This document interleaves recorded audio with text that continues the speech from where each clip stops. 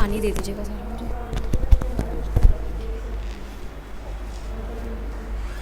Good evening, good afternoon. Saumya, तुम्हें देख देख के पता मैं मोटिवेटेड हो रही हूँ।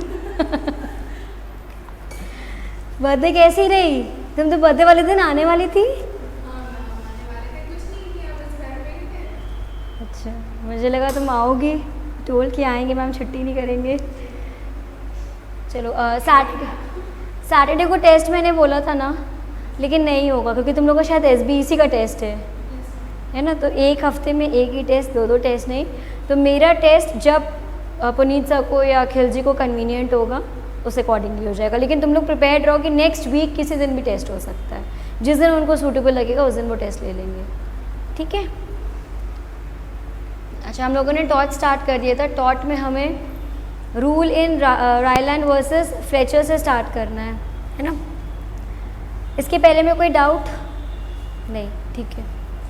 द रूल, अच्छा मुझे एक चीज़ याद दिलाना कि इसके नोट्स भेज दूँगी टॉट्स के, याद दिला देना। The rule in Rylands it is that a man act as hits peril and is the insurer of the safety of its neighbour against accidental harm. इसमें एक रूल में क्या हुआ था कि एक आदमी अपने खेत में काम कर रहा था और उसके पड़ोसी ने उसके खेत को लेके कोई केस फाइल कर दिया था उसके रिगार्डिंग ये केस बहुत इंपॉर्टेंट माना जाता है, मतलब माइलस्टोन है टॉट्स के एक्ट में ये केस लॉ।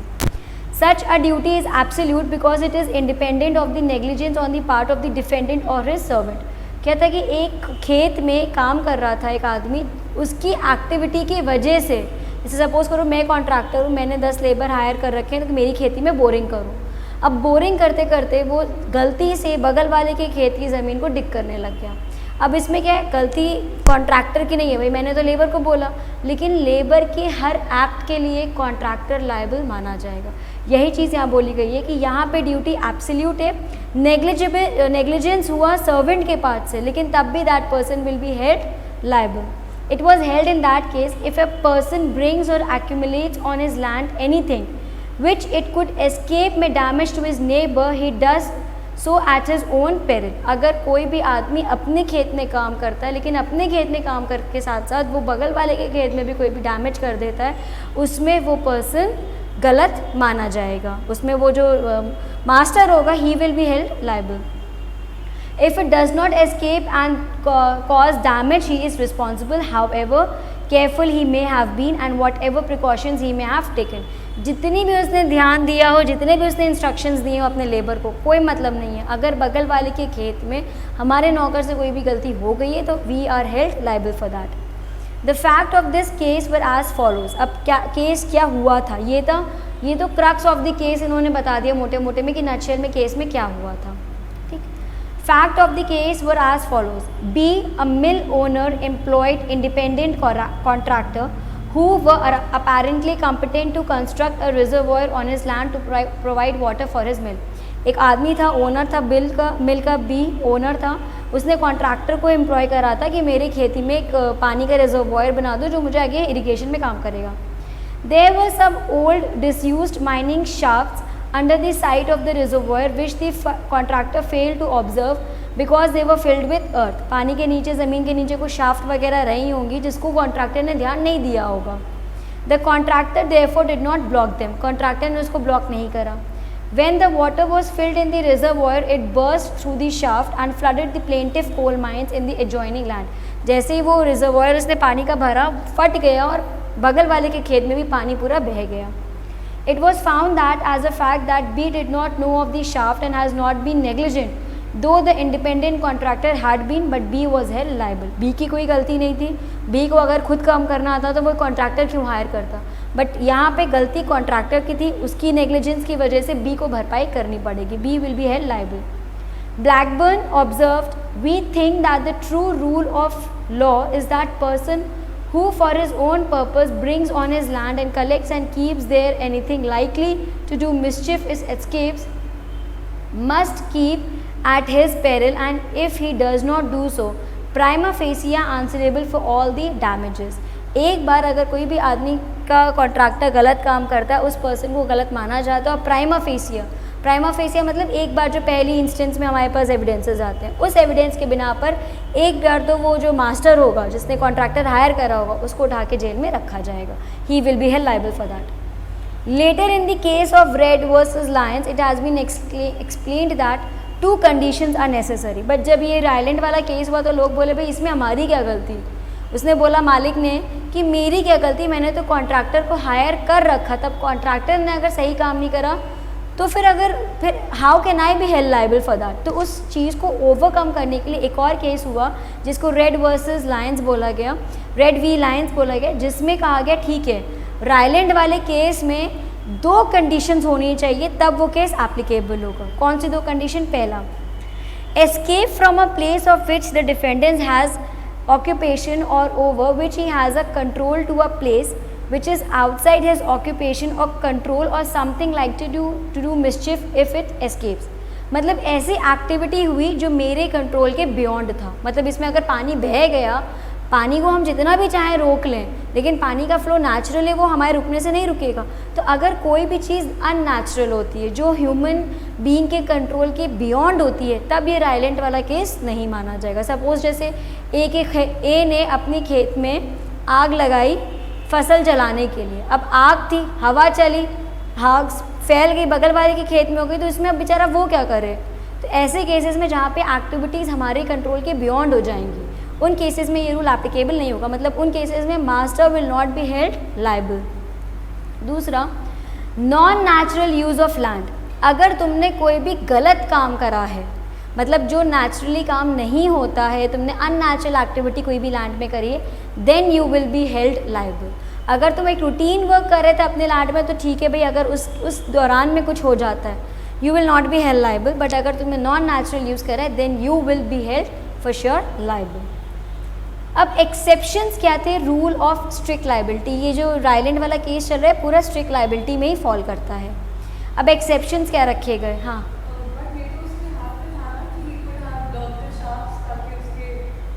बी लेकिन लायबल नहीं माना जाएगा ना.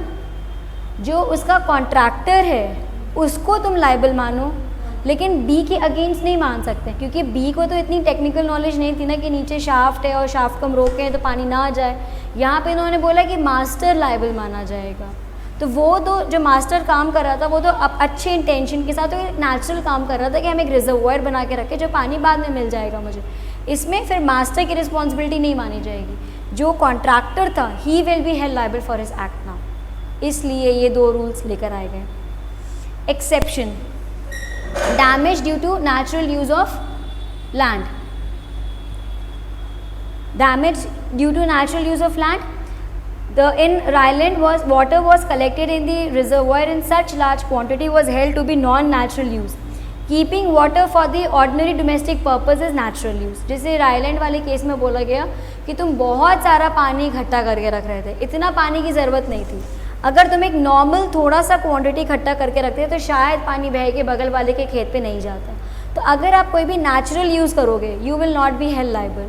बट अगर तुम कोई भी ऐसी एक्टिविटी करोगे जो कि नेचुरल एक्टिविटी के अगेंस्ट जाएगा, डैमेज क्रिएट करेगा, then in that case the owner will be held liable. Consent of the plaintiff, मतलब अगर तुम कोई भी हैजार्डियस काम कर रहे हो और तुमने बगल वाले की कंसेंट ले ली थी, तब वो तुम पे किसी भी प्रकार का कोई भी केस फाइल नहीं कर सकता. बगल वाला अगर कह दे कि ठीक है अगर कोई डैमेज होगा तुम अपने खेत में काम करो, अगर मेरे खेत में कोई भी डैमेज होगा I will not held you liable. अगर उसने कंसेंट दे दी है प्लेंटिफ ने तो फिर कोई भी केस फाइल नहीं करा जाएगा डिफेंडेंट के against. Act of the third party, अगर कोई स्ट्रेंजर आके काम कर जाए, जैसे सपोज करो मैंने अपने खेत में बैल लगा रखे थे बाहर कि जो खेत जोतते हैं, मेरे बगल वाले किसान ने भी खेत में बैल बांध रखे थे. अब कोई तीसरा चोर आया, चोर ने मेरे बैल तो चोरी कर लिए, उसने देखा अरे बगल वाले के भी बैल हैं, उसने उसके भी चुरा लिए. तो इसमें चोर ना मेरा एजेंट था ना बगल वाले का एजेंट था. चोर वॉज द थर्ड पार्टी, जिसके लिए ना डिफेंडेंट लायबल माना जाएगा ना प्लेंटिफ माना जाएगा. और मैंने अपने खेत में बैल रखे तो बगल वाला ये नहीं कह सकता है कि तुम्हारे बैल बाहर थे इस वजह से मेरे घर में चोरी हो गई. तो ये कोई जस्टिफाइड लॉजिक नहीं है. तो अगर कोई भी थर्ड पार्टी की एक्टिविटी की वजह से प्लेंटिफ एंड डिफेंडेंट को कोई भी नुकसान होता है, उस केस में डिफेंडेंट किसी भी तरीके से लायबल नहीं माना जाएगा. स्टैट्यूटरी अथॉरिटी, अगर सरकार ने ही उस पर्सन को एग्जेम्प्ट कर दिया, सरकार ने बोल दिया कि नहीं इसमें डिफेंडेंट की कोई गलती नहीं है, defendant will not be held liable for that, तब तो कोई केस ही नहीं बनता है डिफेंडेंट के अगेंस्ट। तो अगर स्टैट्यूटरी मतलब कोई भी पब्लिक बॉडी अगर डिफेंडेंट को प्रोटेक्ट कर देगी तो वहाँ पे कोई भी केस नहीं बनेगा। केस लॉ दिया है ग्रीन केस में, the defendant company has a statutory duty to maintain continuous supply of water. A main belonging to the company burst out without any fault on its part as a consequence of the plaintiff premises were flooded with water। एक case हुआ जहाँ पे एक defendant company थी, उसकी duty सरकार ने उसको ड्यूटी दे रखी थी कि तुम खूब सारा पानी इकट्ठा करके रखो। अब रातों रात वो रिजर्वॉयर पानी की वजह से या चेंज इन टेम्परेचर की वजह से किसी तरह भी वो फट गया, और फटने के साथ साथ डिफेंडेंट की कंपनी में तो प्रेमाइसिस में तो फैल गया, साथ ही साथ प्लेंटिफ की भी प्रेमाइसिस में फैल गया। अब प्लेंटिफ ने केस फाइल करा कि तुमने अननेचुरल यूज़ ऑफ वाटर कराए, तो उसने बोला कि इसमें मेरी गलती नहीं है, पब्लिक बॉडी ने, स्टैट्यूटरी बॉडी ने मुझे बोल रखा था कि मुझे इतना लीटर पानी इकट्ठा करके रखना है। अब क्लाइमेटिक कंडीशन की वजह से प्लास्टिक फट गई और पानी बह गया, इसके लिए I will not held liable. तो अगर कोई भी सरकार कह देती है काम करने के लिए, then you will not be held liable, defendant will not be held liable. Act of God, भूकंप आ जाना या बाढ़ आ जाना, आग लग जाना नेचुरल, जहाँ पे कहीं भी ह्यूमन इंटरफेरेंस पॉसिबल ही नहीं है, जो नेचुरली चीज़ें होंगी उसमें कभी भी किसी भी पर्सन को लायबल नहीं माना जाएगा। Escape due to plaintiff's own default, मतलब प्लेंटिफ की खुद की गलती की वजह से अगर प्लेंटिफ को कोई भी नुकसान पहुंचता है, उसके लिए वो किसी भी डिफेंडेंट को लायबल हेल्ड नहीं कर सकता। ठीक, इतना क्लियर हो गया। अब है applicability of the rule in Rylands versus in the case of the hazardous industry. इसके लिए हमने केस लॉ पढ़ा था कॉन्स्टिट्यूशन में, that was MC Mehta case law. MC Mehta case law में क्या पढ़ा था?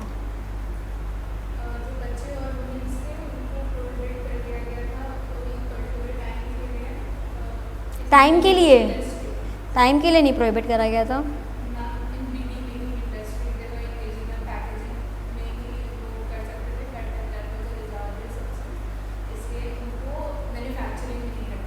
उनको पैकेजिंग में रखा गया। एग्जैक्टली MC मेहता का केस हुआ था जिसमें ये बोला गया था कि बच्चों को बीड़ी बनाने के काम में लगाया जा रहा था, तो उन्होंने बोला भाई बच्चों को बीड़ी बनाने के काम में मत लगाओ, ये हैजार्डियस सब्सटेंस है। तो बोला गया कि अगर बच्चे काम नहीं करेंगे तो फिर घर कैसे चलेगा, तो उन्होंने बोला ठीक है बच्चों को मैन्युफैक्चरिंग में ना लगा के हम पैकेजिंग में लगा देंगे, and packaging will be done away. हाँ, पैकेजिंग का जो भी काम होगा वो दूर काम होगा फ्रॉम दी मैन्युफैक्चरिंग। तो ये केस MC मेहता का जो डिस्कस हुआ था, यही केस रायलैंड के केस में एप्लीकेबल करा गया।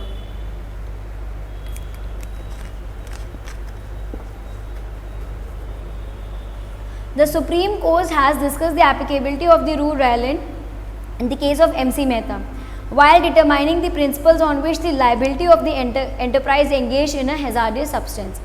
MC मेहता के केस को और रायलैंड के केस को साथ में क्लब करके पढ़ा गया ये जानने के लिए कि अगर कंपनी में कोई भी नुकसान होता है तो उसके लिए, मतलब किसी भी कर्मचारी के साथ अगर कोई भी नुकसान होता है while making the hazardous substances, will the enterprise will held be liable or not, ये चीज़ डिटरमाइन करने के लिए दोनों केस लॉज पढ़े गए थे। We have to evolve new principles and let down the new norms which would adequately deal with the new problems। तो इन्होंने बोला गया क्योंकि हमारी इकोनॉमी अब ग्रो कर रही है, अब हम खेती बाड़ी में नहीं रह गए, अब हम मैन्युफैक्चरिंग एंड प्रोडक्शन में भी आ गए। जब हम मैन्युफैक्चरिंग एंड प्रोडक्शन में आ गए तो ऑब्वियसली हम बड़ी मशीनरीज़ को यूटिलाइज़ करना शुरू कर रहे हैं। तो बड़ी मशीनरी को जब हम यूटिलाइज़ कर रहे हैं तो हमें नए नॉर्म्स भी बनाने पड़ेंगे। जैसे अब वेल्डिंग करते हैं, पहले ज़माने में लोग बिना चश्मे के वेल्डिंग करते थे, लोग अब चश्मा पहन के वेल्डिंग करते हैं क्योंकि रेज़ बहुत निकलती। हमें अब उस चीज़ की इम्पॉर्टेंस पता है कि अगर चश्मा नहीं होगा, वो ग्लासेस नहीं होंगे तो वो हमारी आइज़ में जा सकता है। फिर जब लेबॉर्ट्री में कोई भी टेस्ट होता है मेडिसिन का तो प्रॉपर फेस शील्ड दिया जाता है, ग्लव्स दिया जाता है। तो with the passage of time हम रियलाइज़ कर रहे हैं कि ये सब केमिकल्स हमारे लिए ज़रूरी है क्योंकि इसके बिना हम ग्रो नहीं कर पाएंगे। बट हमारी प्राइमरी रिस्पॉन्सिबिलिटी क्या है, जो भी बंदा इसके साथ डील कर रहा है उसके लिए प्रॉपर नॉर्म्स होने चाहिए एंड प्रॉपर गाइडलाइंस होने चाहिए वाइल कंडक्टिंग दैट एक्सपेरिमेंट। जैसे अमिताभ बच्चन की पुरानी पिक्चर में बहुत दिखाया गया है कि मिल में आदमी काम कर रहा है, हाथ कट गया, मतलब कादर खान बहुत दिखाया गया है इस पिक्चरों में कि काम करते करते उसका हाथ कट गया और फिर मिल में सारे वर्कर्स हड़ताल कर लेते हैं कि मुआवजा दो मुआवजा दो, और फिर बाद में वो जो भी ओनर होता है अमरीश पुरी वगैरह डिनाई कर देते हैं हम कुछ नहीं देंगे। ये एक्चुअली उस ज़माने में होता था क्योंकि वो टाइम क्या था, दैट वाज अर्ली 70s, जहाँ पे इतने इंडस्ट्रियल रेगुलेशंस नहीं बने थे, जहाँ पे एंटरप्राइज वाले एंटरप्रेन्योर्स या ओनर्स ऑफ द एंटरप्राइज अपनी ड्यूटी को डिक्लाइन कर देते थे कि we are not held responsible. And hazardous कहता है भाई तुम इतनी बड़ी बड़ी पुरानी मशीन्स ले रहे हो, जंग लगी मशीन है, किसी को भी डैमेज हो सकता है। बट आज की डेट में इसीलिए इंडस्ट्रियल रेगुलेशन एक्ट आ चुका है, वेजेस एक्ट आ चुका है, मेडिकल बेनिफिट्स आ चुके हैं कि अगर हैजार्डियस सब्सटेंस करते वक्त किसी भी एम्प्लॉय को कोई भी डैमेज होता है, चाहे परमानेंट डिसेबिलिटी होती है या टेम्परेरी डिसेबिलिटी होती है या डेथ हो जाती है ड्यूरिंग द एम्प्लॉयमेंट, उसके लिए enterprise will be held liable. लेकिन ये केस होगा when the company is into the hazardous substances। अब सपोज करो जैसे hazardous में मेडिसिन बनाते वक्त, ठीक, जैसे वैक्सीन बनाते वक्त कोई पर्सन मर गया, ठीक, काम करते करते एकदम से हार्ट फेल हुआ और आदमी मर गया। अब यहाँ पे ये सिचुएशन हेल्ड करी जा सकती है कि because of the chemicals which were release in the laboratory, उसने एक्सेस ऑफ केमिकल को इनहेल कर दिया जिसकी वजह से उसको हार्ट फेल हो चुका है या कोई भी कार्डियक अरेस्ट पड़ गया उसको, तो यहाँ पे company will be held liable क्योंकि हैजार्डियस आप वैक्सीन बना रहे हो। बट अगर सपोज करो कोई टीचर पढ़ाते पढ़ाते बोलते बोलते चला जाए, अब उसके लिए स्कूल से ना रिस्पॉन्सिबल है, यू आर जस्ट टीचिंग, आप ना पीट रहे हो ना मार रहे हो, तो यहाँ पे school will not be held liable. तो it depends upon the activity कि एंटरप्राइज लाइबल हेल्ड होगा कि लाइबल नहीं हेल्ड होगा। ठीक है, तो रायलैंड वाले और एमसी मेहता क्यों पढ़ा गया कि भाई अब हैजार्डियस में हो, आप बीडी के काम में हो, इसीलिए उन्होंने बोला एमसी मेहता में कि हर बच्चे को तुम्हें मेडिकल बेनिफिट्स देने पड़ेंगे, इंश्योरेंस देने पड़ेंगे, मिनिमम वेजेस देना पड़ेगा।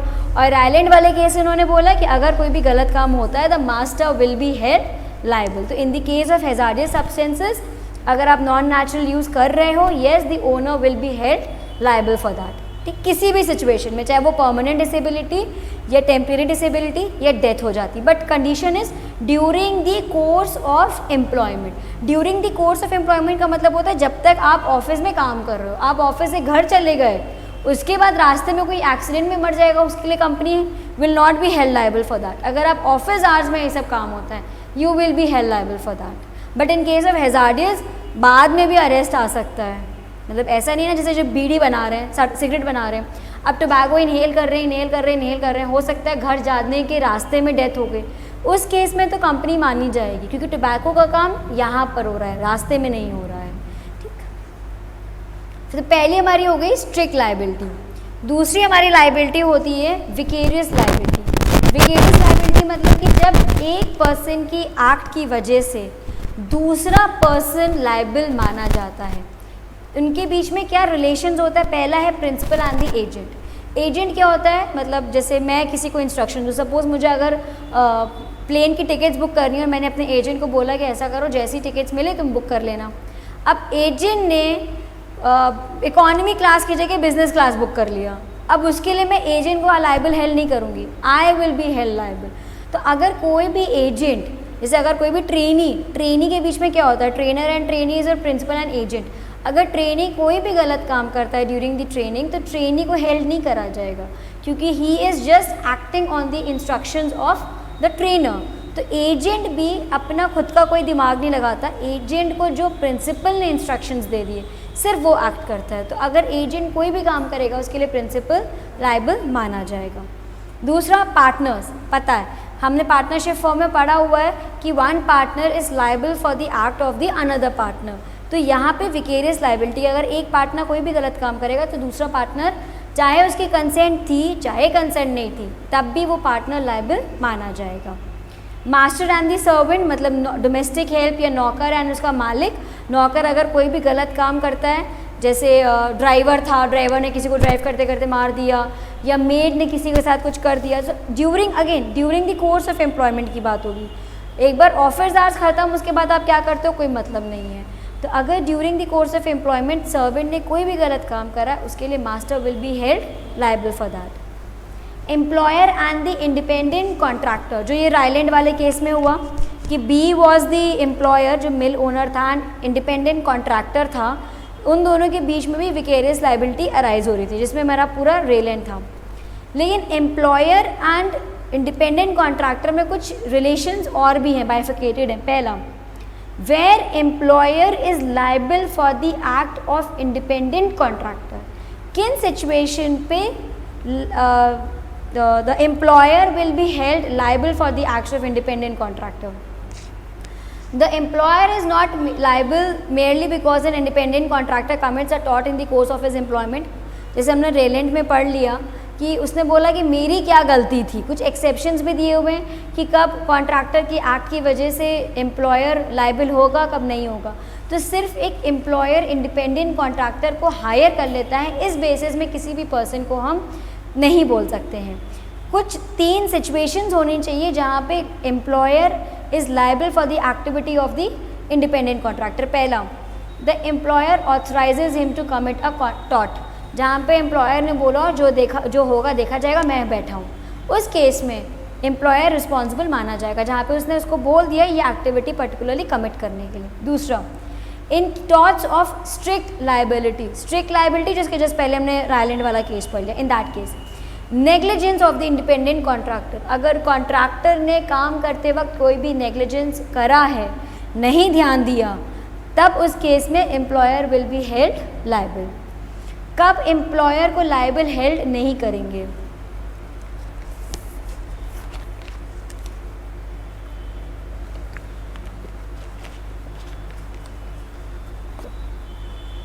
An employer is not held liable for the tort of an independent contractor if he has taken care in the appointment of the contractor. अगर कोई भी एम्प्लॉयर ने पढ़ा लिखा समझा हुआ कॉन्ट्रैक्टर को हायर करा है, जिसका काम सिर्फ ये है कि वो मतलब that contractor is qualified, professionally qualified, in that case the employer will not B liable. जैसे एग्जाम्पल अपने प्रोफेशनल केसेस में होता है, जब भी किसी क्या रेट पड़ती है, जैसे अभी रिसेंटली ये अपने बगल वाले रोटोमैक वाले क्या रेट पड़ी थी, तो अभी इन क्या चल रही है, मोहिनी चाय वालों, क्या पता है? नहीं पता। मोहिनी चाय वाले पकड़े गए, मोहिनी चाय वाले, उनकी वाइफ, उनके बेटा, उनकी बहू, सब, क्योंकि हमारी एमरल्ड में ही रहते हैं मोहिनी चाय वाले, दैट यू नो। तो मोहिनी चाय वाले जैसे पकड़े गए, अभी इनके रेट पड़ी, रतन हाउसिंग वाले पकड़े गए थे। तो क्या इनमें सिर्फ डायरेक्टर्स पकड़े जाते हैं, प्रोफेशनल्स को नहीं पकड़ा जाता? अभी कल आया NCLT का केस, वीडियोकॉन को बैंकरप्ट डिक्लेयर कर दिया गया है, पता चला? नहीं, कल ही आया, NCLT मुंबई का आया है कि वीडियोकॉन को बैंकरप्ट डिक्लेयर कर रहे हैं, और उसके में डायरेक्टर, उसका कंपनी सेक्रेटरी, 2-3 कंपनी सेक्रेटरी और 3 CA को लायबल हेल्ड करा गया है। क्यों? जितने भी प्रोफेशनल थे, एक तरीके से एम्प्लॉयर एंड कॉन्ट्रैक्टर ही तो हुए। उन्होंने यही तो बोला डायरेक्टर्स ने कि भाई मुझे प्रोफेशनल नॉलेज नहीं है, मैं CA और CS को हायर कर रहा हूँ जो मेरा legal and the financial department देखेगा। अब अगर मैं ये बात मान लूँ कि employer is not held liable, अगर मैं ये पॉइंट ले लेती हूँ तो ये वैलिड जस्टिफाइड होगा। अगर ये जो CA है, CA या CS अगर कोई भी लीगल कंप्लायंस गलत करता है, that person will be held liable. क्यों? क्योंकि डायरेक्टर कहेगा अगर मुझे इतनी नॉलेज होती, so why would I have मतलब हायर्ड दीज प्रोफेशनल्स। मैंने तो प्रोफेशनल्स को इसीलिए हायर करा है ना, ताकि ये अपनी रिस्पेक्टिव फील्ड में एक्सपर्टीज़ होते और ये पर्टिकुलर काम को डेल्ट आउट करें। तो जब भी एक प्रोफेशनल हायर्ड होता है काम करने के लिए, एक्सपर्ट होता है उस फील्ड का, उस केस में हमेशा उसके इंडिपेंडेंट कॉन्ट्रैक्टर को हायर करा पकड़ा जाता है, ना कि एम्प्लॉयर को। एम्प्लॉयर को इसलिए पकड़ा जाता है कि उसने कोई गलत काम करा होगा। मतलब जैसे जो रेट्स वगैरह के केस में डायरेक्टर्स को तभी पकड़ा जाता है जब डायरेक्टर्स मतलब कहीं ना कहीं डायरेक्टली या इनडायरेक्टली इन्वॉल्व होते हैं, क्योंकि इतनी बड़ी बड़ी कंपनी के डायरेक्टर्स बिल्कुल बेवकूफ़ नहीं होते कि जहाँ CA ने बोला वहाँ पे साइन कर दिया, ऐसा नहीं होता है। जहाँ पे उनको कहीं ना कहीं समवेयर नॉलेज होती है। बट अगर एम्प्लॉयर बिल्कुल अपने आप को कह दे कि I was not aware of these activities, ये मेरी कंपनी का सीए देख रहा था या मेरी कंपनी का सीएस देख रहा था क्योंकि मुझे कुछ नॉलेज नहीं इस एरिया के बारे में, इन that case the employer will not be held liable. But condition क्या है, जो आपका इंडिपेंडेंट कॉन्ट्रैक्टर होना चाहिए वो एक्सपर्ट होना चाहिए। जैसे इन केस ऑफ आर्किटेक्ट से मैंने बोला कि तुम मेरा घर बनाओ, अब घर बनाते बनाते जब उसने मेरी दीवार पे कील ठोका, उसने पड़ोसी की दीवार तोड़ दी, मैं उसमें लायबल हेल्ड नहीं हूँ। अगर मुझे पता होता मैं खुद ही कील नहीं ठोक देती, मैंने तो इसीलिए आर्किटेक्ट को हायर करा क्योंकि उसकी एक्सपर्टीज़ है। लेकिन अगर मैं खुद एक प्लम्बर बुलाऊँ और प्लम्बर से काम करवाना शुरू कर दूँ, उस केस में I will be held liable, क्योंकि प्लम्बर कोई एक्सपर्ट नहीं है, उसको जैसा मैंने इंस्ट्रक्शन दिया उसने वैसा काम करा। तो सब कुछ केसेस में employer can be held liable and कुछ केसेस में employer will not be held liable. फिर liability for the acts of servant, ये मास्टर एंड सर्वेंट वाला सेम पॉइंट हो जाएगा कि अगर कोई भी नौकर हमारी कोर्स ऑफ एम्प्लॉयमेंट में कोई भी गलत काम करता है, उसकी कोर्स ऑफ एम्प्लॉयमेंट में, the master will be held liable for that. एक केस है in century insurance, the director of a petrol lorry while transferring petrol from the lorry to an underground tank at a garage struck a match in order to light a cigarette and then he threw it, still alight on the floor. An explosion and a fire ensued. एक case हुआ जहाँ पे एक petrol lorry transfer करी जा रही थी, lorry से लेकर ज़मीन में डाला जा रहा था, वहाँ पे किसी ने सिगरेट पी, माचिस जलती हुई माचिस ज़मीन में फेंक दी, वहाँ पे एक्सप्लोजन हो गया। The House of Lords held its employers liable for the damage caused. Obviously यहाँ पे जो भी एम्प्लॉयर होगा, क्योंकि उसका पल्लेदार या उसका जो भी नौकर होगा उसने सिगरेट पीने के लिए नीचे माचिस जली हुई छोड़ दी, उसके लिए ये एम्प्लॉयर नहीं कह सकता है कि मैं लायबल हेल्ड नहीं हूँ। ऑफ कोर्स क्योंकि वो सारा एम्प्लॉय को सुपरवाइज कर रहा था, इन that case employer will be held liable for that. ठीक। Similarly, in Bailey versus Manchester, erroneously thinking that the plaintiff was in the wrong train, a porter of the defendant forcibly removed him, the defendant were held liable. कोई गलत train में चढ़ गया था, उसको गलती से नीचे उतार दिया, in that case defendant was held liable। ये पूरा केस लॉ भी नहीं गिवन है, ये केस लॉ जब मैं देखूंगी तब बताऊंगी, केस लॉ पूरा प्रोवाइडेड नहीं है इसमें। तीसरा है vicarious liability of the state. Vicarious liability of the state मतलब गवर्नमेंट की रिस्पॉन्सिबिलिटी क्या है। हमारा काफ़ी हद तक कॉन्स्टिट्यूशन हम पढ़ चुके हैं कि इंग्लैंड से आए हुए हैं। इंग्लैंड में क्या माना गया है कि अगर क्वीन या ये चार्ल्स वगैरह के बच्चे ये सब अगर कोई भी गलत काम करते हैं या इनके जो भी अटेंडेंट्स हैं, इनके जो क्लोज बॉडीगार्ड्स वगैरह हैं, जो भी इनके ऑफिशियल्स हैं, अगर कोई भी गलत काम करते हैं, पब्लिक के पास अथॉरिटी नहीं है उनको क्वेश्चन करने की। मतलब अगर क्वीन एलिजाबेथ आग भी लगा दे इंग्लैंड को तो कोई क्वेश्चन नहीं रेज कर सकता। हाउ? क्योंकि शी इज़ द क्वीन, वहाँ पे कोई डेमोक्रेसी नहीं है। क्वीन किंग का मतलब है कि हमारी जायदाद पे तुम रह रहे हो। ठीक। इंडिया में ये चीज़ नहीं मानी गई है, यहाँ पे कोई क्राउन सिस्टम नहीं है, यहाँ पे कोई राजा महाराजा ये सब नहीं है। इंडिया में डेमोक्रेसी है। इंडिया में बोला गया है अगर कोई भी पर्सन, चाहे वो प्राइम मिनिस्टर ही क्यों ना हो, अगर कोई भी बंदा कोई भी गलत काम करता है, हम उसके लिए उस पर क्वेश्चन रेज कर सकते हैं। सपोज जैसे ये IPS IAS ऑफिसर्स कोई गलत काम करते हैं, उसके एक्ट के लिए द स्टेट गवर्नमेंट और the central government is always answerable to the public. क्यों? क्योंकि यहाँ पे डेमोक्रेसी है। We have chosen the government for the people by the people, हमने चूज़ करा है, सिर्फ हमें रिप्रेजेंट कर रहा है वो, कोई किंग या महाराजा नहीं। तो अगर स्टेट भी कोई गलत काम करती है, उस केस में स्टेट को आंसरेबल होना पड़ता है टू द जनरल पब्लिक। लेकिन इंग्लैंड में क्योंकि क्राउन सिस्टम में राजा महाराजा वाला सिस्टम चला रहा है, दे आर नॉट आंसरेबल। सरकार की भी एक्टिविटीज़ को दो फंक्शंस में हमने डिवाइड करा है, sovereign functions and the non sovereign functions. Sovereign function का मतलब होता है फॉर द पब्लिक इंटरेस्ट। अगर सरकार कोई भी पब्लिक इंटरेस्ट के लिए काम कर रही है, उस केस में सरकार आंसरेबल नहीं है। जैसे उरी, पुलवामा अटैक, ये उरी जब ये सब हुआ, बहुत लोगों ने क्वेश्चनिंग करी। कांग्रेस ने पूछा, ये राहुल गांधी ने पूछा कि आपने किस हिसाब से उरी करा, आपने कैसे एयर स्ट्राइक करा, कहाँ से पैसे आए, आपने विद इन अ मंथ आपने कैसे कंडक्ट, 13वां दिन तो था जब पुलवामा से हुआ था उरी का, आपने 13वां दिन में कैसे आपने कर लिया, तो he ask multiple questions, but कोई भी गवर्नमेंट ऑफिशियल ने कोई आंसर नहीं दिया, ना उन्होंने कोई भी स्ट्रैटेजी को लीक आउट करा। क्यों? क्योंकि वो पब्लिक इंटरेस्ट की एक्टिविटी है। अगर कहीं भी जनहित की जारी में कोई भी एक्टिविटी होगी तो government is not bound to answer, क्योंकि आपकी पब्लिक सेफ्टी उससे हैम्पर हो गया, आप कॉन्फिडेंशियल इन्फॉर्मेशन लीक आउट करेंगे। लेकिन अगर कोई नॉन सोवरेन फंक्शन हो जाता है, मतलब प्रॉफिट अर्निंग में या घोटाले में, अभी रिसेंट एक केस हुआ था, मतलब ये जुलाई में केस हुआ था कि कांग्रेस के एक नेता था या दिल्ली के आसपास, उसके फ्रेंड ने अपनी बीवी को मार के उसी के फार्म हाउस में गाड़ दिया था, एंड कोई बहुत फेमस नेता था कांग्रेस का ये। उस केस में Congress party is answerable to the public. तो अगर आप कोई भी अपनी प्रॉफिट मेकिंग के लिए कोई भी काम कर रहे हो, पब्लिक इंटरेस्ट के लिए कोई काम नहीं कर रहे हो, then you are answerable to the public. लेकिन अगर आप कोई नेशनल सिक्योरिटी के लिए काम कर रहे हो, then you don't have to answer anything. लेकिन इंग्लैंड में क्या है, किसी तरह भी आप आंसरेबल नहीं होते हैं। ठीक, इतना समझ में आ गया। अब आया रोल ऑफ द स्टेट टॉट law. In any modern society, interaction between the state and the citizens are large in number, frequent in their periodicity, and important from the point of view of the effects on the lives and fortunes of the citizens. Such interaction often raise legal problems whose solutions requires an application of various provisions and doctrines. On a regular basis, government का और general public का interaction होता रहता है।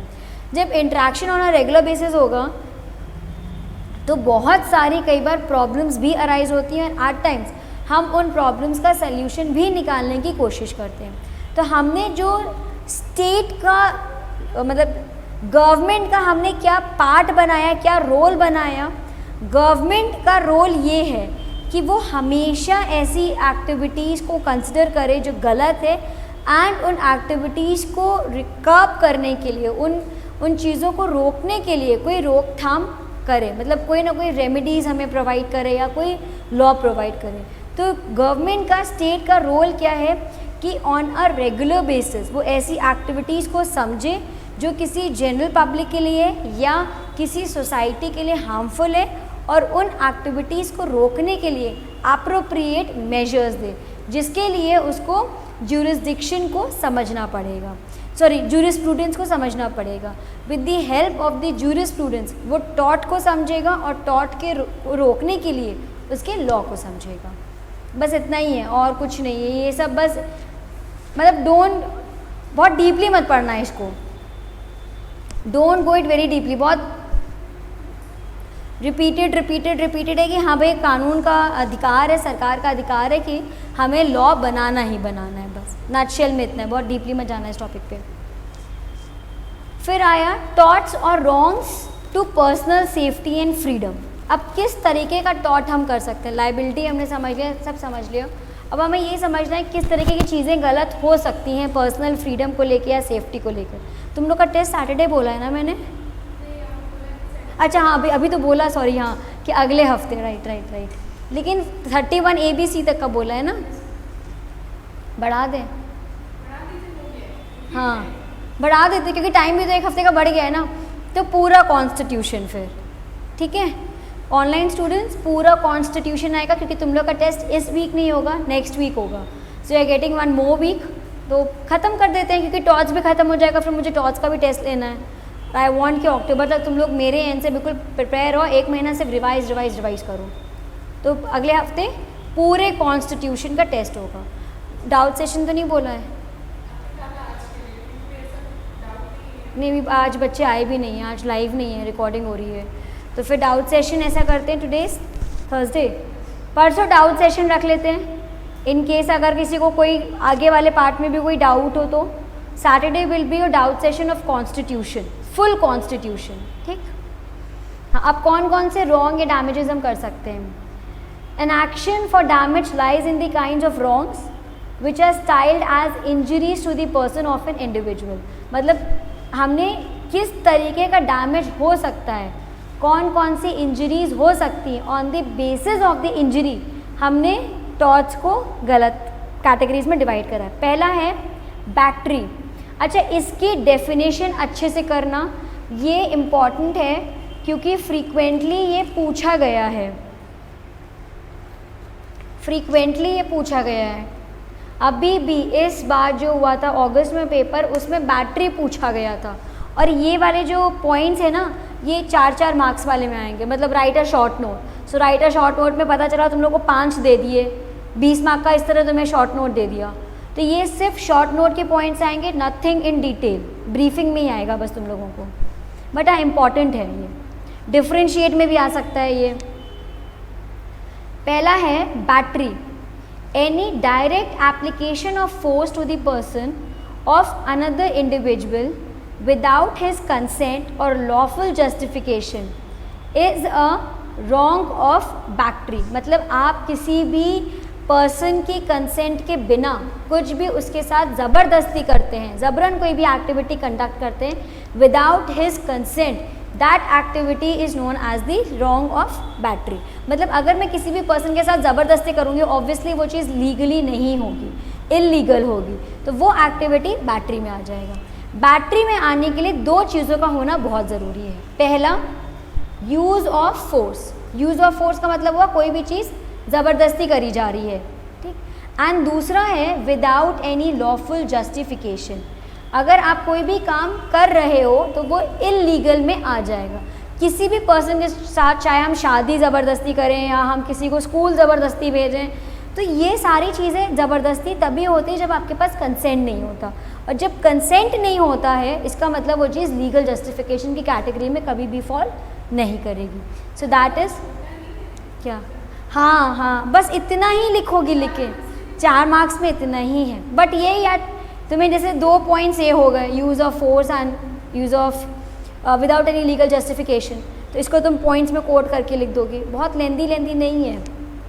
मतलब अगर ये चीज़ें पूछी जाए ना, बहुत अनएक्सपेक्टेडली लंबा आंसर नहीं लेंगे, बस टू दी पॉइंट बात लिखो, ख़त्म। और ऐसा भी आता है ना कि 4 मार्क्स में वो ये कह सकते हैं बैटरी एंड असॉल्ट, तो 2-2 मार्क्स ईच हो गया। और कभी कभी वो खाली इस साल उन्होंने खाली बैटरी दिया, लेकिन अब बैटरी में और क्या लिख दोगे, यही है। असॉल्ट का मतलब क्या हुआ, assault is any act of the defendant which directly causes the plaintiff immediately to apprehend a contact with his person. Assault is any act of the defendant which directly causes the plaintiff immediately to apprehend a contact with his person. Apprehend a contact का मतलब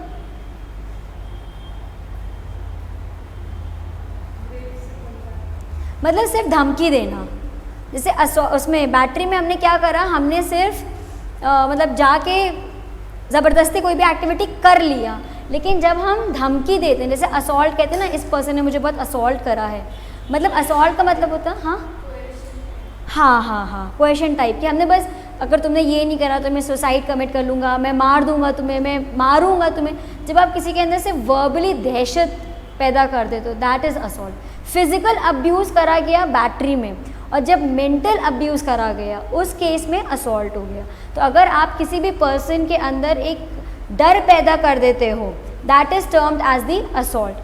Thus when the defendant by his act creates an apprehension in his mind of the plaintiff that he is going to commit battery against him, the tort is of assault is committed। मतलब जैसे नहीं मारने के लिए हम बार बार बच्चों कहते हैं मारेंगे मारेंगे, एक चांटा दिखाते हैं, चांटा मार दिया तो बैटरी हो गई, चांटा दिखा दिया तो वो असॉल्ट की कैटेगरी में आ जाएगा, ठीक। Usually when there is a battery there will be an assault, but not for instance when a person is hit from behind. जहाँ पे बैटरी है वहाँ पे असॉल्ट है, लेकिन जहाँ पे असॉल्ट है ज़रूरी नहीं है वहाँ पे बैटरी हो, क्योंकि मारने से पहले तो आप कहोगे कि हम मारेंगे, लेकिन ज़रूरी नहीं है कि कहोगे मारेंगे मारेंगे और मार भी दिया। तो बैटरी है, असॉल्ट है, असॉल्ट है, ज़रूरी नहीं है कि बैटरी होगी, ठीक। जैसे ना खिला देना, डरा देना, गन दिखा देना, दिस इज और assault. Bodily harm, a wrong, a wilful act और statement of the defendant cause to physical harm to the plaintiff और in fact causing a physical harm to him is a tort. जब आप शारीरिक किसी भी तरीके से कोई भी हार्म पहुंचाते हो, there is a difference between battery and bodily harm. जैसे ज़बरदस्ती मैंने तुमसे बॉटल छीन ली, तो मैंने तुम्हें कोई नुकसान नहीं पहुंचाया, लेकिन फोर्सफुली मैंने तुमसे बॉटल छीनी, असॉल्ट हो गया। मैंने तुम्हें एक चांटा देख के बॉटल छीनी, तो बॉडीली हार्म और असॉल्ट दोनों हो गए। तो चांटा देना विल बी और बॉडीली हार्म। तो अगर किसी भी पर्सन को हम फिजिकली हार्म करते हैं, that is your bodily harm. अच्छा, इस चीज़ को इलैबोरेट करने के लिए तुम अपनी तरफ से एग्जाम्पल्स कोट कर सकते हो।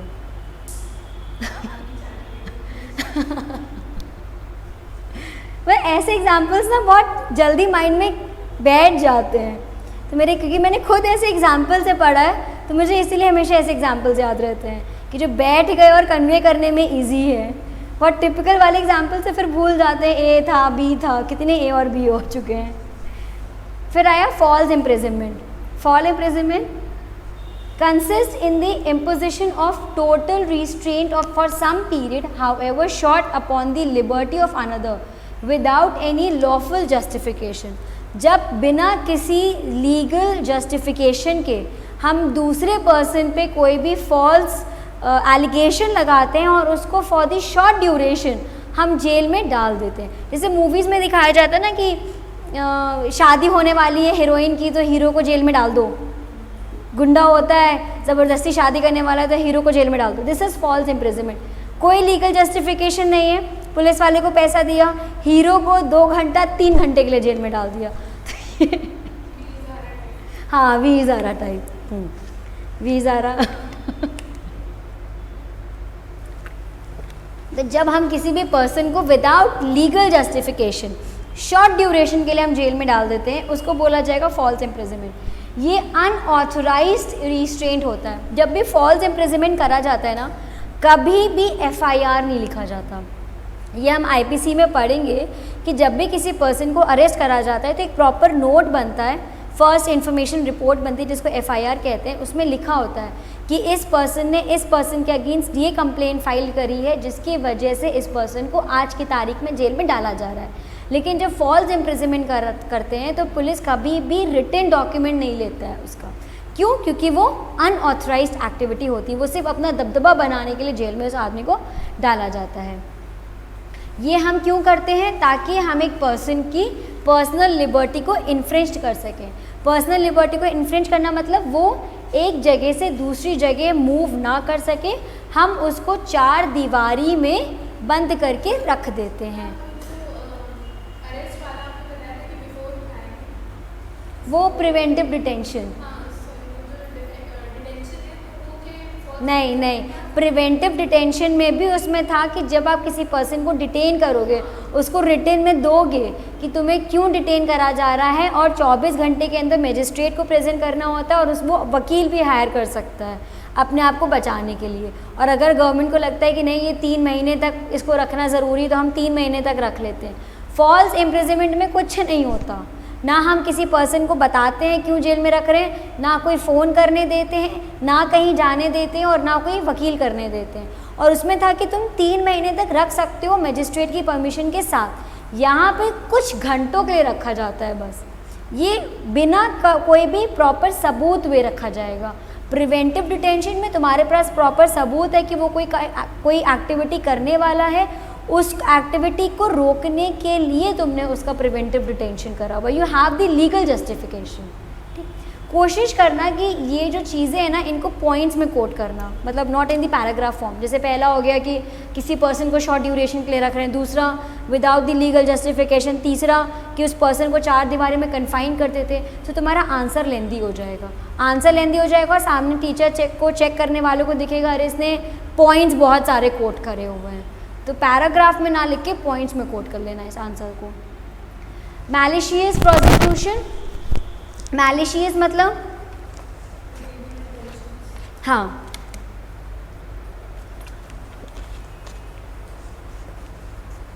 अगर किसी भी पर्सन के साथ गलत करने के इंटेंशन से हमने कोई भी कार्रवाई करी है, that is malicious activity. Consist and instigating judicial proceedings against another maliciously without reasonable and probable cause। किसी भी पर्सन के खिलाफ कोई भी कार्रवाई कराना, ना कोई लीगल जस्टिफिकेशन है, ना कोई कॉज है, सिर्फ उसकी रेप्यूटेशन, उसकी फ्रीडम और उसकी प्रॉपर्टी को हार्म कराने के लिए जब हम ये एक्टिविटी करते हैं। जैसे सपोज मैं आज स्टेटमेंट दे दूं कि भीखाराम की मिठाई में कीड़ा निकला। अब मेरे पास ना कोई सबूत है, ना मेरे पास कोई गवाह है, ना मैंने उसकी मिठाई खाई है, लेकिन सिर्फ मतलब मैं भी कोई कॉम्पिटिटर मिठाई वाला हूँ सपोज़ करो, बस मेरा इंटेंशन क्या है, अपने कॉम्पिटिटर को लेट डाउन करने का।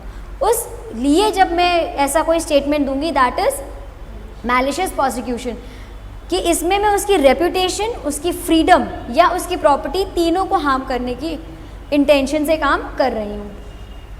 कुछ एसेंशियल एलिमेंट्स है टॉट के, there must have been a prosecution of the plaintiff by the defendant. Prosecution of the plaintiff मतलब कटघरे में कौन लेकर आया है, प्रोसिक्यूशन या वो सॉरी प्लेंटिफ या डिफेंडेंट? हाँ, मतलब first party was the plaintiff जिसने केस फाइल करी, बट लिखा है ना prosecution of the plaintiff by the defendant. Defendant ने प्लेंटिफ के अगेंस्ट केस फाइल करा है कि इसने मेरे खिलाफ जाली सबूत देकर मेरी रेपुटेशन को हार्म करने के लिए केस फाइल करा। जैसे मैंने भीखाराम पे करा तो भीखाराम ने मेरे अगेंस्ट कर दिया कि इसके केस में कोई भी दम नहीं है, ये सिर्फ मेरी रेपुटेशन को हार्म करने के लिए केस कर रही है। तो केस तो मैंने ही फाइल करा उसके ऊपर, लेकिन उसने मेरे अगेंस्ट प्रोसिक्यूशन स्टार्ट कर दिया। There must be a want of reasonable and probable cause. अगर डिफेंडेंट मेरे ऊपर कोई भी मतलब अगर भीखाराम मेरे ऊपर कोई भी केस चला रहा है तो भीखाराम के पास प्रॉपर सबूत होना चाहिए कि नहीं, ये जो भी केस चला रही है ये गलत केस चला रही हैं। द एक्ट मस्ट एक्टिव मैलिशियसली, मतलब विथ इम्प्रॉपर एक्टिविटी। जो भी केस हुआ है वो गलत इंटेंशन के साथ हुआ हो, कोई ना कोई डैमेजेस सफ़र्ड करो। मैंने जैसे जब केस फाइल करा था भीखाराम पे, तो भीखाराम को कोई ना कोई मतलब डैमेजेस क्लेम हुए हो, जैसे उसके ऑर्डर कैंसिल हो गए या उसकी दुकान पे छापा पड़ गया या लोगों ने उसकी दुकान को बॉयकॉट कर दिया, किसी भी तरीके से कोई भी डैमेजेस हुआ हो तभी वो मुझ पे वापस केस कर सकता है। The prosecution must have terminated in favour of the plaintiff, मतलब फिर डिफेंड मतलब जो ये था भीखाराम के फेवर में या मेरे फेवर में केस होना चाहिए, जो सही हो, ठीक है, उसके फेवर में केस को सॉर्ट आउट करा जाएगा। नर्वस शॉक का मतलब जब भी हमें कोई फिजिकल इंजरी नहीं, जब कोई डराने धमकाने से हमारी बॉडी के अंदर कोई भी इंटरनल इंजरी हो जाती, दैट इज़ नर्वस शॉक। जैसे मम्मी लोग बचपन में डांट देती थी कि बाबा ले जाएंगे, डर जाते थे हम लोग, दैट वाज नर्वस शॉक। तो अगर जैसे दिखाते ना, मतलब कई केसेस होते हैं कि पुलिस कहती है कि हम तुम्हें पकड़ के मारेंगे, तो criminals at time suicide commit कर लेते हैं, दैट इज़ नर्वस शॉक। हमने सिर्फ डराने के लिए अगर कोई भी एक्टिविटी बोली है, इंटेंशन नहीं है कि हम उसको एग्जीक्यूट करें, बट हमने सिर्फ धमकाने के लिए करा है, उस केस में अगर कोई पर्सन को नर्वस शॉक हो जाता है या ब्रेन हैमरेज हो जाता है, that is the nervous shock. जैसे अक्सर लोगों को बुरी खबर सुन के जो उनका नर्वस ब्रेकडाउन हो जाता है, वो नर्वस शॉक की कैटेगरी में प्लेस हो जाता है। So this branch of law comparatively of recent origin, it provides relief when a person gets physical injury not by impact by stick or bullet but by the nervous shock। तो ये उनके favour के लिए आया है जिनको nervous shock हुआ है, मारने या पीटने से नहीं बल्कि कुछ देख लेने से, कुछ सुन लेने से या कुछ कह देने से। ठीक, नर्वस शॉक में भी बहुत टाइप की सीरियस इलनेस या इंजरी हो सकती है। फिर आया लास्ट हमारा डिफेमेशन, जब किसी भी पर्सन की रेप्यूटेशन पे हम हार्म अटैक करते हैं, सीधा उस एक्टिविटी को बोला जाता है defamation. Defamation is an attack on the reputation of a person. It means that something is said और done by a person which may affects the reputation of another. कोई ऐसी एक्टिविटी करना या कुछ ऐसा बोल देना जिसकी वजह से किसी भी पर्सन की रेप्यूटेशन या गुडविल को नुकसान पहुंचता है, उसको डिफेमेशन कहते हैं। डिफेमेशन 2 कैटेगरीज का होता है, libel and the slander. Libel is a representation made in some permanent form, मतलब अगर आप कहीं गुदवा दो, जैसे पेड़ पे लिखवा दिया, न्यूज़पेपर में छपवा दिया, पिक्चर बनवा दी, वर्ड्स में कहीं भी लिख दिया, जिस चीज़ को आपने परमानेंटली रिकॉर्ड कर लिया है किसी के बारे में बोल के, that is termed as the defamation. And slander का मतलब होता है जब आप कोई भी चीज़ टेम्परेरी बेसिस के लिए कहते हैं, जैसे बाय वर्ड्स, ठीक है, एक दूसरे की बिचिंग कर दी, पीछे से कुछ बोल दिया, वर्ड्स थे, कोई तुम्हारे पास प्रॉपर रिकॉर्ड नहीं है, that will be termed as the slander. तो लिबल का मेरे पास प्रूफ होता है, एविडेंस होता है, तो मैं लिबल में किसी भी जिस पर्सन ने मेरे अगेंस्ट कोई भी डिफेमेशन करके डिफेम करा है मुझे, उसके अगेंस्ट मैं केस फाइल कर सकती हूँ क्योंकि मेरे पास प्रॉपर एविडेंस है, प्रॉपर प्रूफ है।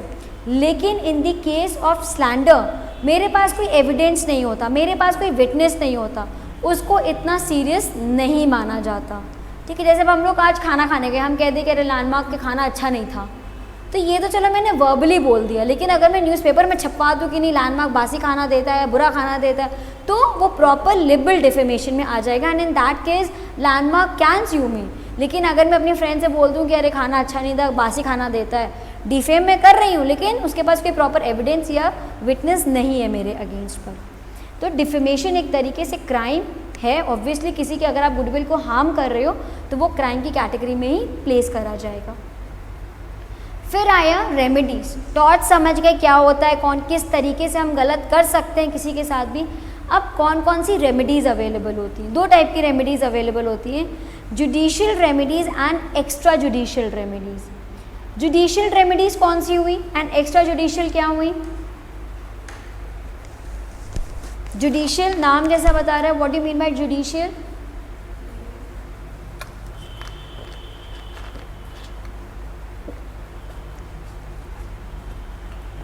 जुडिशियल कौन सी हुई? जुडिशियल जिनको लेके मैं कोर्ट में जा सकती हूँ, जिनके लिए मैं कोर्ट का दरवाज़ा खटखटा सकती हूँ, देखो मेरे साथ ही गलत हुआ, मुझे कोई ना कोई इसका रेमेडी प्रोवाइड करो, दैट इज़ जुडिशियल। और जहाँ पे मैं without the help of the court, मतलब आउट ऑफ कोर्ट का जहाँ पे मैं सेटलमेंट कर लूँगी, वो आ जाएगा एक्स्ट्रा जुडिशियल रेमेडीज़ में, ठीक। तो जहाँ पे मेरा कोर्ट इन्वॉल्व हो गया that is my judicial, and जहाँ पे मैंने आउट ऑफ कोर्ट का सेटलमेंट करा दिया वो मेरा एक्स्ट्रा जुडिशियल की कंडीशन में आ गया। जुडिशियल में आ गया मेरा damages, injunction and specific restitution of property. इसकी मुझे याद दिलाना रितिका, मैं नोट्स भेजूंगी, डिस्क्रिप्शन मैंने नोट्स में इसका लिखा हुआ है, ठीक है। डैमेजेस का मतलब क्या होता है, पहले ऐसा करूँगी ना, मैं पहले नोट्स भेज दूँगी फिर ये 3 पॉइंट्स डिस्कस कर लूँगी ताकि तुम लोग पढ़ चुके होगे तो और क्लियरली समझ में आएगा। इसमें रेमेडीज़ हैं, बस अभी नाम समझ लो, नोट्स भेज दूँगी फिर पढ़ना।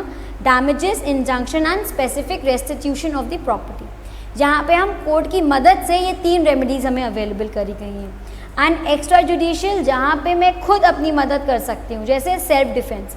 सेल्फ डिफेंस में with the use of force मैं अपने साथ खुद का बचाव कर सकती हूँ। जैसे कोई मुझे सीटी बजाते हुए जा रहा है, एक चांटा दे दिया, सेल्फ डिफेंस में आ गया वो, तो जहाँ पे मैं खुद अपने न्याय के लिए लड़ सकती हूँ वहाँ पे। प्रिवेंशन ऑफ ट्रेसपास, कि कोई ज़बरदस्ती मेरी प्रॉपर्टी में घुस रहा था, उसको मैंने फोर्सफुली रोक दिया कि तुम मेरी प्रॉपर्टी में नहीं घुस सकते, उसमें कोर्ट कभी भी मुझे लाइबल हेल्ड नहीं करेगा। री एंट्री ऑन लैंड, री एंट्री ऑन लैंड का मतलब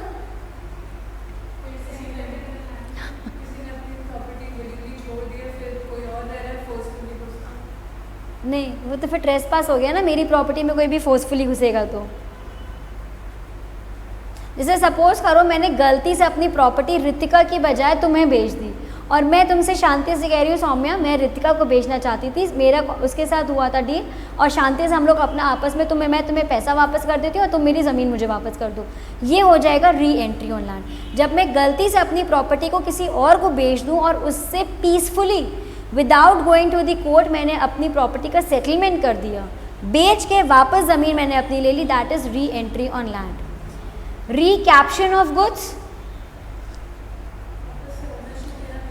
हाँ मैंने गुड्स अपने किसी को दे दिए थे या किसी ने मेरे गुड्स जबरन ले लिए थे, उससे मैंने पीसफुली अपने गुड्स वापस ले लिए, that is recaption of the goods. Abatement of the nuisance, मतलब अगर मेरे आसपास कोई भी गलत काम हो रहा था बिना कोर्ट जाए, मैंने उस न्यूसेंस को रोक दिया। जैसे मेरे आसपास कोई पेड़ काट रहा था, कोई लड़की को छेड़ रहा था, तो मैंने बिना कोर्ट के हमने आपस में ही शांति से उस चीज़ का निपटारा कर दिया।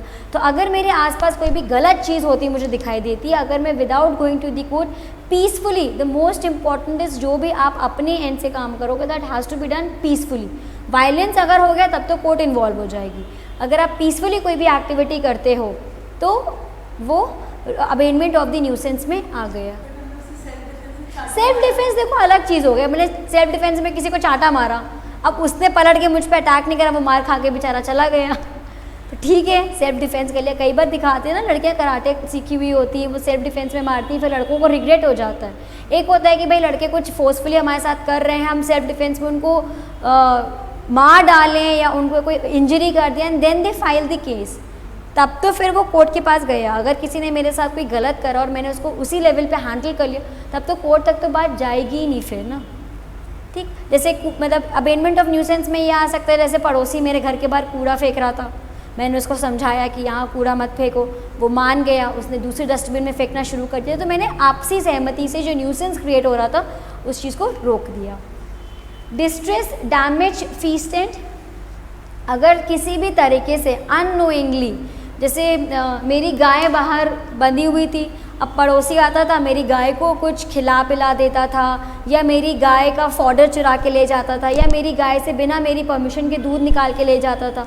मैंने उससे कहा भाई देखो या तो तुम गाय खरीद लो मुझे पैसा दे दो, या तुमने अभी तक जो भी मेरी गाय को डैमेजेस करे हैं उसका मुझे कंपनसेशन दे दो। तो अगर किसी भी कैटल का कोई भी डैमेज करा गया, चाहे बकरी हो, चाहे शीप हो, चाहे गाय हो, चाहे डॉग हो, किसी का भी अगर कोई भी डैमेज करा गया और उसके बदले में हम कंपनसेशन ले लेते हैं शांति से निपटारा करके, that is under distress damage feasant, ठीक।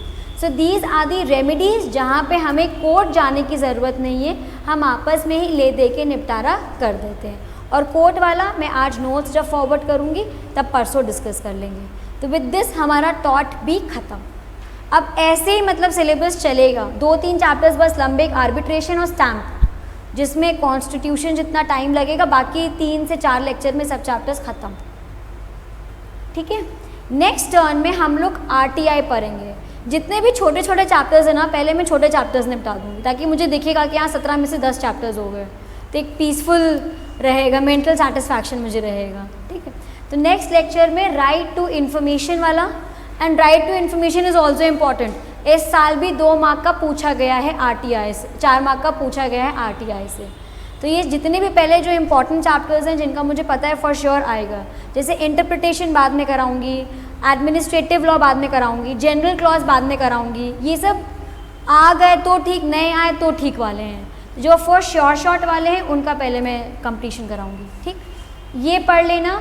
Saturday we will have a doubt session और फुल कॉन्स्टिट्यूशन एंड प्लस टॉट का भी ले लो, टॉट का full doubt session and plus constitution का फुल डाउट सेशन। अगर डाउट सॉर्ट आउट होने के बाद कोई टाइम रह गया तो RTI शुरू कर लेंगे, अदरवाइज शनिवार को, सैटरडे को सिर्फ और सिर्फ पहले हम अपने डाउट्स को कवर करेंगे, दैट इज़ मोस्ट इम्पॉर्टेंट, ठीक है। And test will be your next week now, इस हफ्ते कोई टेस्ट नहीं होना है।